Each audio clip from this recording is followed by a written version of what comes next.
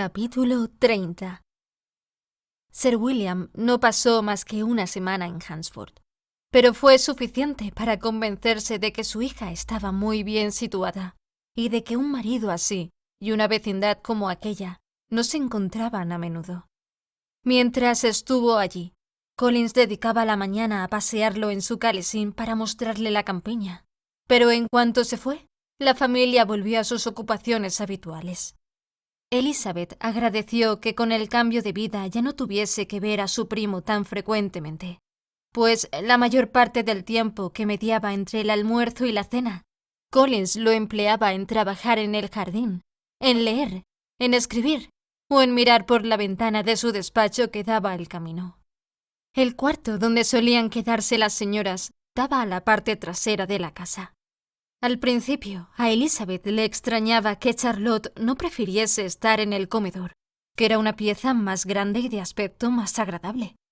Pero pronto vio que su amiga tenía excelentes razones para obrar así, pues Collins habría estado menos tiempo en su aposento, indudablemente, si ellas hubiesen disfrutado de uno tan grande como el suyo. Y Elizabeth aprobó la actitud de Charlotte. Desde el salón no podían ver el camino, de modo que siempre era Collins el que le daba cuenta de los coches que pasaban, y en especial de la frecuencia con que la señorita de Bourgh cruzaba en su phaetón, cosa que jamás dejaba de comunicarles, aunque sucediese casi todos los días.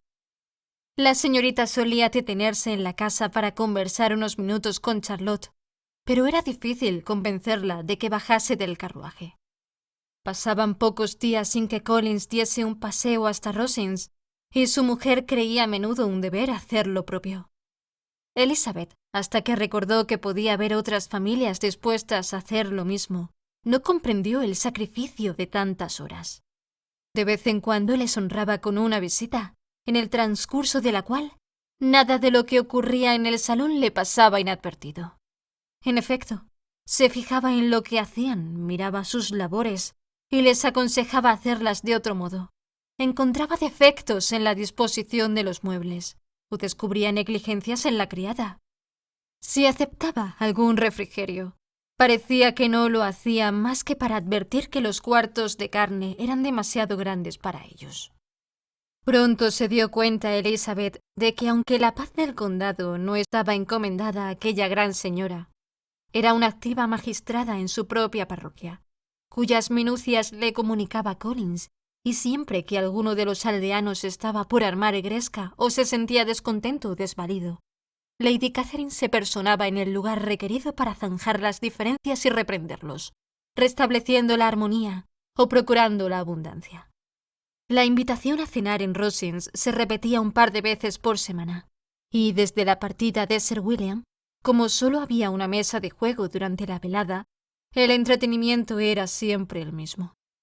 No tenía muchos otros compromisos porque el estilo de vida del resto de los vecinos estaba por debajo del de los Collins. A Elizabeth no le importaba. Estaba a gusto así. Pasaba largos ratos charlando amenamente con Charlotte, y como el tiempo era estupendo, a pesar de la época del año, se distraía saliendo a caminar.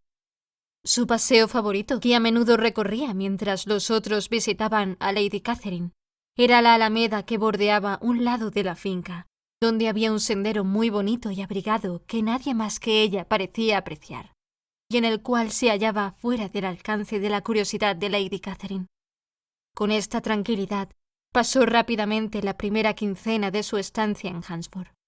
Se acercaba la Pascua, y la semana anterior a esta iba a traer un aditamiento a la familia de Rosings, lo cual, en aquel círculo tan reducido, tenía que resultar muy impresionante. Poco después de su llegada, Elizabeth oyó decir que Darcy iba a llegar dentro de unas semanas, y aunque hubiese preferido a cualquier otra de sus amistades, lo cierto era que su presencia podía aportar un poco de variedad a las veladas de Rosings, y que podría divertirse viendo el poco fundamento de las esperanzas de la señorita Bingley, mientras observaba la actitud de Darcy con la señorita de Bourgh, a quien evidentemente le destinaba Lady Catherine. Su señoría hablaba de su venida con enorme satisfacción, y de él en términos de la más elevada admiración. y parecía que le molestaba que la señorita Lucas y Elizabeth ya le hubiesen visto antes con frecuencia. Su llegada se supo enseguida, pues llevaba toda la mañana paseando con la vista fija en los templetes de la entrada al camino de Hunsford. En cuanto vio que el coche entraba en la finca, hizo su correspondiente reverencia y corrió a casa a dar la magna noticia. A la mañana siguiente voló a Rosings para presentarle sus respetos, pero había alguien más a quien presentárselos, pues allí se encontró con 2 sobrinos de Lady Catherine. Darcy había venido con el coronel Fitzwilliam, hijo menor de su tío Lord, y con gran sorpresa de toda la casa, cuando Collins regresó, ambos caballeros le acompañaron. Charlotte los vio desde el cuarto de su marido cuando cruzaban el camino, y se precipitó hacia el otro cuarto para poner en conocimiento de las 2 muchachas el gran honor que les esperaba, y añadió: «Elizabeth, es a ti a quien debo agradecer esta muestra de cortesía. El señor Darcy no habría venido tan pronto a visitarme a mí». Elizabeth apenas tuvo tiempo de negar su derecho a semejante cumplido, pues enseguida sonó la campanilla anunciando la llegada de los 2 caballeros, que poco después entraban en la estancia. El coronel Fitzwilliam iba delante. Tendría unos 30 años, no era guapo, pero en su trato y en su persona se distinguía el caballero. Darcy estaba igual que en Hertfordshire. Cumplimentó a la señora Collins con su habitual reserva, y cualesquiera que fuesen sus sentimientos con respecto a Elizabeth, la saludó con aparente impasibilidad. Elizabeth se limitó a inclinarse sin decir palabra. El coronel Fitzwilliam tomó parte de la conversación con la soltura y la facilidad de un hombre bien educado. Era muy ameno, pero su primo, después de hacer unas ligeras observaciones a la señora Collins sobre el jardín y la casa, se quedó sentado durante largo tiempo sin hablar con nadie. Por fin, sin embargo, su cortesía llegó hasta preguntar a Elizabeth cómo estaba su familia. Ella le contestó en los términos normales, y después de un momento de silencio añadió: «Mi hermana mayor ha pasado estos 3 meses en Londres. No la habrá visto por casualidad». Sabía de sobra que no la había visto, pero quería ver si le traicionaba algún gesto y se le notaba que era consciente de lo que había ocurrido entre los Bingley y Jane. Y le pareció que estaba un poco cortado cuando respondió que nunca había tenido la suerte de encontrar a la señorita Bennet.